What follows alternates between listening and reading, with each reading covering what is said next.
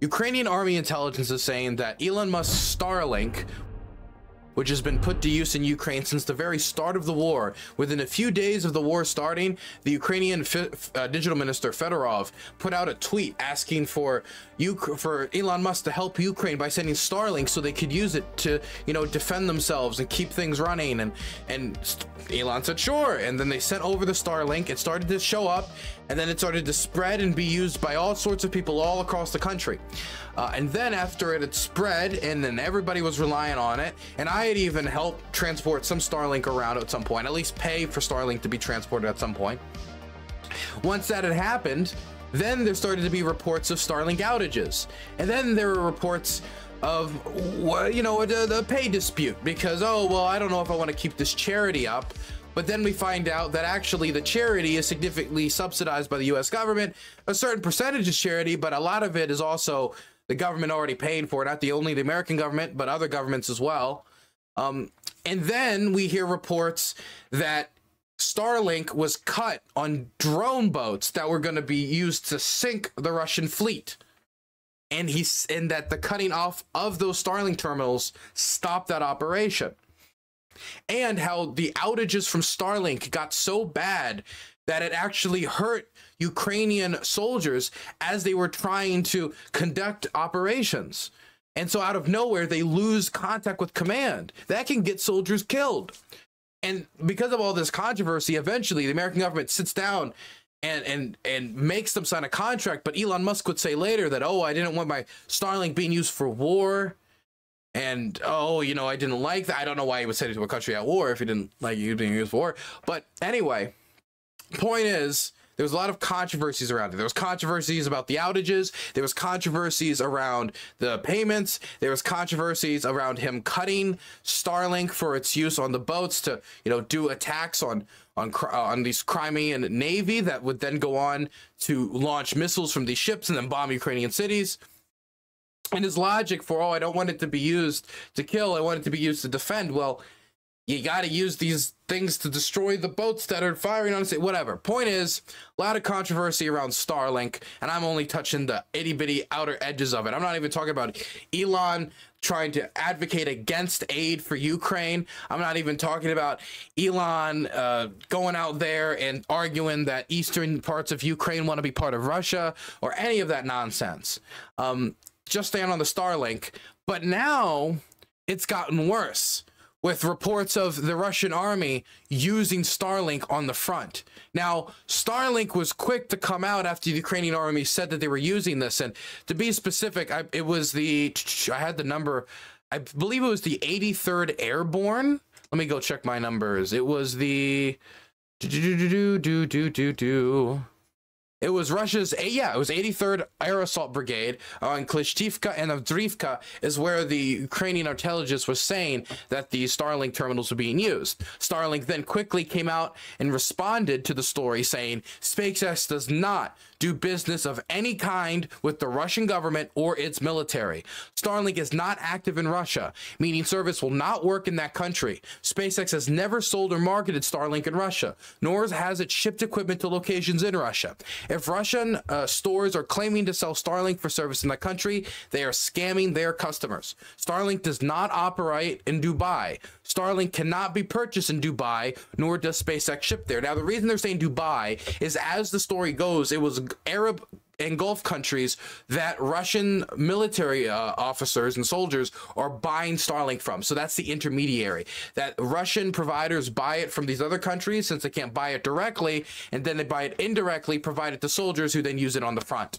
And because Starlink doesn't just like go to individual terminals, it's not that, okay, Starlink has approved one terminal for this region, so one terminal gets a Starlink. Starlink covers the region, which then the terminal picks up on. So if other soldiers on the other side got terminals, hypothetically, and not really hypothetically, for real, they would also get access to internet. Starlink does not operate in Dubai. Starlink cannot be purchased in Dubai, nor does SpaceX ship there. Additionally, Starlink has not authorized any third-party intermediaries, resellers, or distributors of any kind to sell Starlink in Dubai. If SpaceX obtains knowledge that a Starlink terminal is being used by a sanctioned or unauthorized party, we investigate the claim and take actions to deactivate the terminal if confirmed. Now, you can see here that while Starlink doesn't cover Russia, Starlink does cover parts of occupied Ukraine. And if it's covering parts of occupied Ukraine, including Mariupol, parts of occupied Kherson, parts of occupied Zaporizhia, all the way up to near Mariupol, occupied parts of Luhansk, occupied parts of Donetsk. If it has this coverage, then we, for no reason, whether they want to or don't want to, if they have the terminals, they should be able to access the Starlink data as long as they're in these areas. And it's not just Business Insider, it's other articles as well that are reporting this. So it's not just a single outlet. Here's the 83rd Guard Brigade, by the way. I just had this up in case I forgot which it was, which I did, and then I forgot I had this. So I guess I fooled myself. Musk has responded to the story, saying that he denies that he sold any Starlink terminals to Russia after Kiev is alleging their use. And they're saying alleging their use, but we're going to get into this in a second. Alleging their use is stretching it at this point. Ukraine's main military intelligence agency accused Russian forces of using Starlink terminals produced by Elon Musk's SpaceX in occupied areas. Starlink has been adamant that its satellite networks have never operated or been marketed in Russia after its terminals were delivered in Ukraine following the February 2022 invasion in order to facilitate battlefield communications for Ukrainian forces.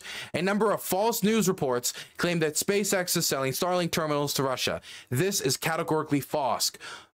Musk, who's CEO of SpaceX and Tesla, posted on Sunday on X.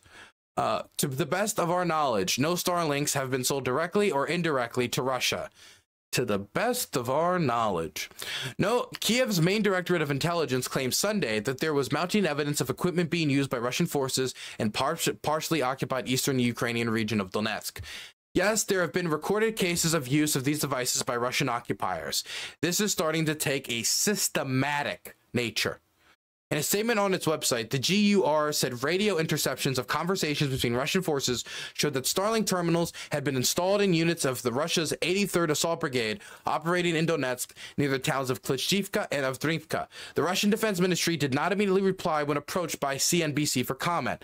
The Kremlin did on Monday said Starlink was neither certified for use nor officially supplied to its forces and therefore could not have been used according to Reuters. Let me tell you something. There's a lot of not officially approved equipment being used on both sides of this war, both by the soldiers and emergency workers and all sorts of people trying to do whatever they can to survive or get by.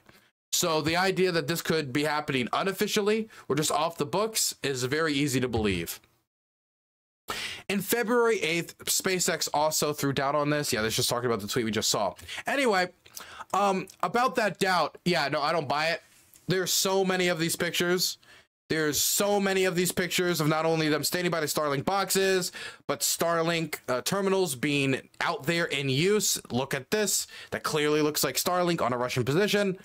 And then just more of it. Just tons and tons and tons and tons of this. So I'm going to be honest. I think that there's a really good chance that these guys, whether Starlink meant to or not, who knows? Now, I could get into the length of, going through Elon Musk's recent statement saying there's no way in hell that Putin's going to lose, him trying to advocate for people to call their congressmen and senators to advocate against aid for Ukraine, him sabotaging Ukrainian attacks on the Russian fleet, him advocating, saying that, eastern parts of Ukraine actually want to be part of Russia, stuff like that. I could go towards his terrible sources for the war, like the fact that Elon Musk actually listens to armchair warlord when it comes to battlefield analysis. Oh my God. Oh my God. Oh my God. how bad this is, as bad as it gets. Now, for those of you who don't know, Armchair Warlord has become a meme in the Ascent community for having the worst, and I mean the worst, estimates for how the war is going to go and for their analysis on the battlefield. He is somebody who has pushed like false story after false story of like HIMARS getting destroyed by the Russians, when as of right now we have no recorded instances of HIMARS being destroyed. I think now, like 2 years into it, when he was saying this in the first year, we have like 2 instances of 2 being damaged and now being in like shop for repair. But this is somebody who was saying in the early weeks, like collapse is imminent. Collapse is imminent. In fact, there is this big graph right here of just all of the nonsense in March and April that he was talking about. Say, oh, the battle for Kiev, the battle for Kiev. You know, oh, look, the battle for Kiev is going well. The battle for Kiev is going fine. Everything's good. Everything's dandy. Everything's fantastic. And then, well, you know, they need to withdraw actually. And, it's just embarrassing. Just embarrassing. And that's where Elon gets his battlefield updates? Like, listen to this. The Russians may be giving the Ukrainians a little time to pull out of Donbass before they drop the hammer. April 2nd, 2022. What do you mean the Russians have a deception plan that has the Ukrainians firing Tochkas into random force and then reportedly say they've taken out Russian generals? This is impossible.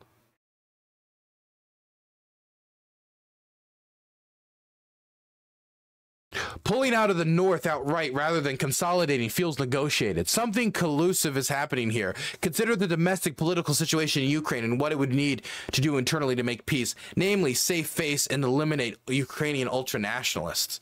So why did the Russians leave? Because the entire operation was probably conceptualized as a raid, not a proper offensive. Dude, they were just walking in a straightforward line towards the capital and getting smashed there for the better part of a month. That's not a raid. That's butchering. That's butchering your soldiers. That isn't a raid. All that burnout gear wasn't a raid. This is the type of analysis that he's relying on. The greatest missed opportunity in this conflict so far has been the VDV not doing any combat jumps. Airborne troops worldwide are on pins and needles here. So delusional. So delusional. A month in. A month in. My goodness. Running out of troops, running out of heavy weapons, commanders dying and deserting, enemy drones overhead, 24 hours hitting anything that moves. Yeah, they're cooked. Collapsing defense. Comment about Ukraine, March 24th. This is how Elon is getting his analysis. So, if this is how Elon's getting his analysis, then it's not impossible for me to think that something's going awry here. I just don't have any evidence for it. But I am saying that I hope journalists do snoop around, because this right here is a problem. And either Starlink has to find out a way to eliminate these individual terminals, or they need to increase the barriers between somebody using these terminals and like what they need to verify their accounts. For example, all you need to use one of these Starlink terminals is like a first and last name and then a country that you reside in. That's it. And as long as you're in an area that's covered by Starlink, you're Gucci. Maybe it'd be useful if you added another layer, like, hey, for example, a passport number. And you know what? You don't even need to do it for all the countries in the world. Just do it for Ukraine. I doubt the Ukrainians would mind if they just found a way to stop the Russians from using it. And if they're, you know, find other ways. And of course, they'll try to find workarounds. Maybe they'll try to get Ukrainian passports to find other things. But the more barriers they put in between the Russians and these is good. And hey, now, Elon Musk himself might find no dedication into working with the Ukrainians. He might be ready to like backstab them like he did all of his charity endeavors. Remember what he did with the cave in Thailand and all those people were trapped in it? He said, oh, I'm going to make the submarine. And then it didn't work because people was like, you know, we don't think it'll work. And people were critiquing it. And he responded by just calling the rescue workers pedophiles. Like this is, he always ends up spoiling these things. If he wants to spoil these things, that's his business, but he has a DoD contract. And if he's violating sanctions with a DoD contract, that's no bueno. That's very no bueno.